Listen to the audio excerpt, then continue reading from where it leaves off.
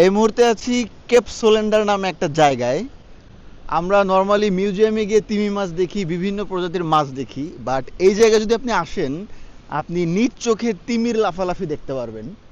So চলেন দেখতে থাকি ভিডিওটা।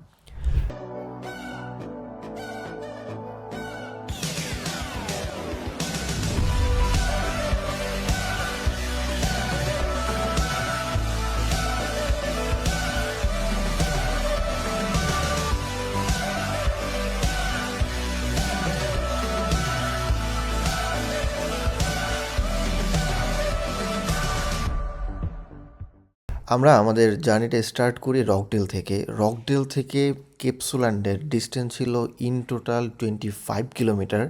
তো টোটাল আমাদের 35 মিনিট টাইম লাগে ওইখানে পৌঁছাইতে।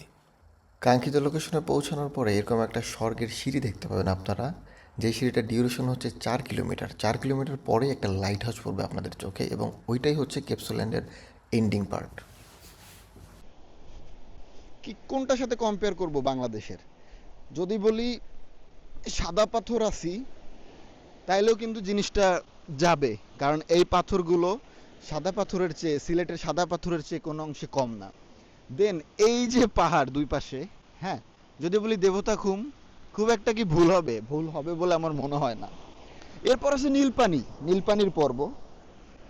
This is the last but not the least, you. Know just ভিউটা দেখেন ভাই, জাস্ট ভিউটা দেখেন।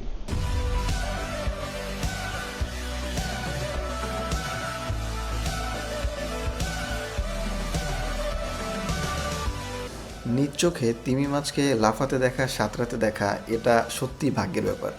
এমন দৃশ্য বারবার দেখা যায় না। এসব উপভোগ করতে হলে অবশ্যই আপনাকে এই জায়গাতে আসতে হবে, কারণ এইখানে সব কিছু ঘটে একদম প্রাকৃতিকভাবে, কোনো মিউজিয়ামের কাছে ঘেরা ট্যাঙ্কের মধ্যে নয়। একটু পেঁচাইবো, একটু টিলা দিব, একটু মরুভূমি দিব, আবার সমুদ্র। It's a game, it's a game man.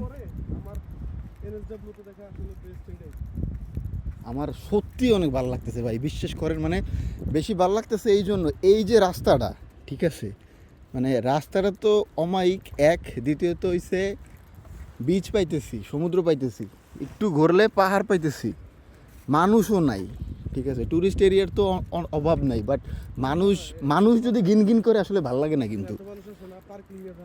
হ্যাঁ হ্যাঁ হ্যাঁ, এক্স্যাক্টলি।